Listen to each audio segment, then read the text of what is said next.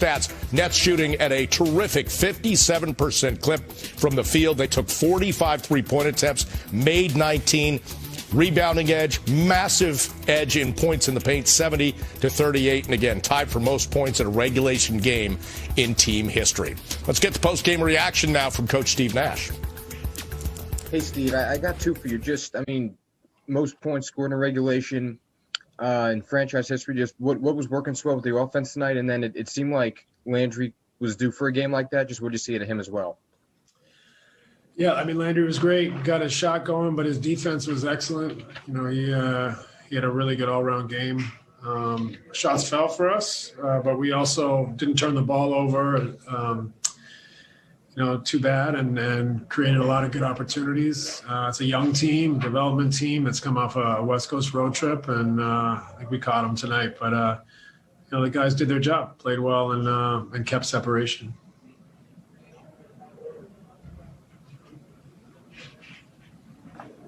Tom Dowd, BrooklynNets.com. Steve, obviously, James again with his third triple-double is in net. Him and Kyrie had, 25 each.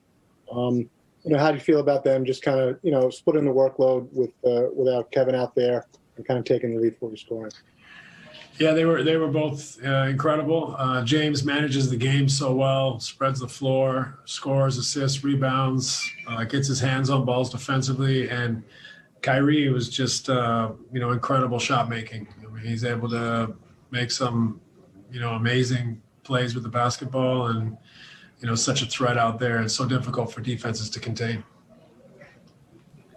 Christian Winfield, New York Daily News. Hey, Coach, what did you just think about, Landry, Tim, Joe, when you've got guys that are hitting their shots, just what does that do for the offense and what does that do for the team, especially for guys that haven't been able to knock down shots in recent games? Well, it was great. I was happy for Landry. Obviously, he's a very good shooter. He hasn't had a good start to the season shooting the ball, but he's done his job whenever we've played him. He's been good defensively and taking shots, and just haven't had him go in yet. So tonight he got a little rhythm going, which is great to see. TLC as well, and has done a great job defensively for us. You go down the line, everyone had contributions tonight, but when those guys make threes, it opens up the middle for James and Kai and Kevin, and they make you pay if you collapse. So I think it makes us a very deadly team offensively when guys are making threes. Tom Dowd, BrooklynNets.com. Hey, Steve, just, looking at the starting lineup you went without Kevin, obviously, I guess there's a choice between Bruce and Jeff to kind of fill that spot. How do you decide which one to go with? And was it predicated on what the starting lineup would look like or the second unit would look like? Both. I think putting Bruce out there to start the game allows him to guard Shea, which is, someone we need to try to contain. Jeff, not starting, I think allows us to have him on the second unit as a veteran presence with experience to help the second unit. It also allows us to try to limit his minutes a little bit. We've played him a lot this year. He's so versatile and so important to us that, if he starts tonight, he's probably playing 35 minutes, but if he comes off the bench, we were able to limit him at least a little bit. So, I think it worked well all the way around tonight, but, who knows what the future holds. Michael Grady, Yes Network. Hey, Coach, packaging this one with the last one against Atlanta. When you reflect back on the last game with Atlanta and then the last game with the Thunder, how different are you than the team that in the last two meetings between these teams? Yeah, we're getting there. We are different in personnel, clearly, but I think we're slowly inching forward at both ends of the floor. We at least. We struggle defensively at times, but we're getting more, I think, solid with our game plan defensively, which is important. Offensively, you're starting to see a little bit more flow. You're seeing James is able to manage a game like that and manipulate the defense. So he brings something different to the table. In the first two times we played those teams, that's incredibly important and valuable for us as well. What are some other ways you've seen the comfortability since James has joined the group, continue to develop in a positive direction? Obviously, the win streak speaks for itself, but what ways are you seeing, guys are getting more comfortable out there? Yeah, there's a familiarity growing at both ends of the floor. We got a long ways to go defensively. It's not our forte or strong suit, but we got to be clean with our game plan and make sure that we're talking and anticipating actions. So I think that's improving. And offensively, I think guys are starting to get a feel and a rhythm for one another, how each other likes to play, where they like the ball, how they like to move, cut, and play off each other. So, James is a master at leading that and manipulating the floor. And obviously with Kai and Kevin's scoring ability, it's, very potent at that end of the floor. So we got to continue to refine offensively to find that connectivity, and then defensively the same thing. If we can just get sharper and cleaner with all of our reads, talking and executing at that end, we can be solid down there. Last question will go to Brian Lewis with the New York Post. Hey, Steve. This is a two-parter. You mentioned being more solid with the defensive game plan. I'm curious, are you changing how you're asking them to play defensively? Like maybe say, hey, listen, this didn't work. I'm going to try this.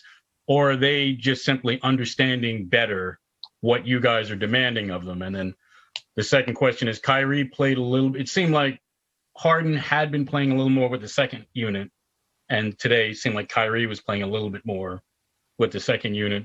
What was it that went into that? Was it just the way they worked with those guys, or was it a game matchup? I'd have to look. I felt like James started both the second and fourth quarters. But maybe Kai was out there in the second unit. I guess the end of the first and third quarter, Kai played the whole quarter, so he would have been out there with the second unit, I guess, for a brief stint. But that it wasn't so much by design. It was just with Kevin out of the game. We left Kai in for the entire first and third quarter.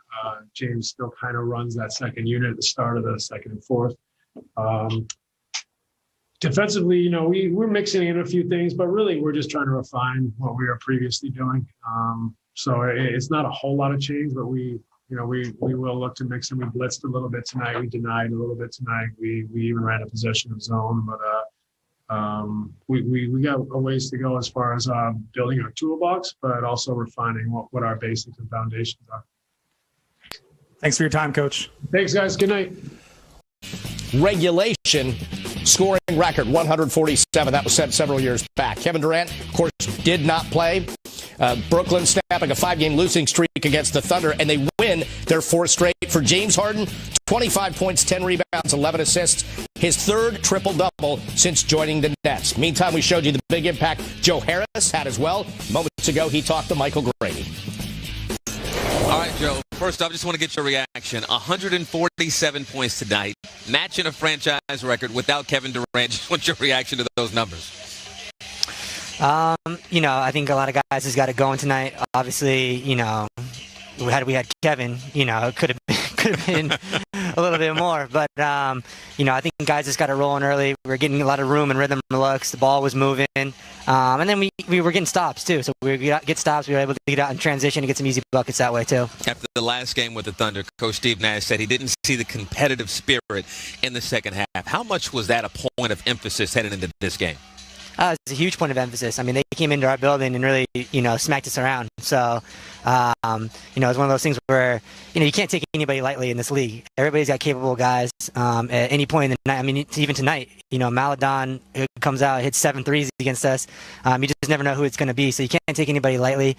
You got to come out, assert yourself early. And I thought we did a good job of that, or a better job at least than we did last time. Joe, Nets fans ride with. They were disappointed to see that 3-point streak end in the last game. New streak going tonight. He knocked down 5 threes, 51 for the month. That's one shy of the franchise record for most 3-pointers made in a month. But I want to ask you about ball movement and just how big that is. 33 assists tonight. How does that help in setting everybody up for quality looks? Just in itself, the fact that we had 33 assists, that just shows that the ball is moving. Guys are, giving up good ones for great ones. Drawing defenders, making the extra pass. That's how we got to play. All right, enjoy the win. Thanks so much for your time, Joe. Appreciate it, Grady. Well, let's take a look at Joe Harris on the night. 20 points on 7 of 13 shooting. He hit 5 threes, 5 or more three-point games in 5 games. He's done it 2 times in the last 4. And this season, 20 or more points in 5 games, and the Nets unbeaten when he does that.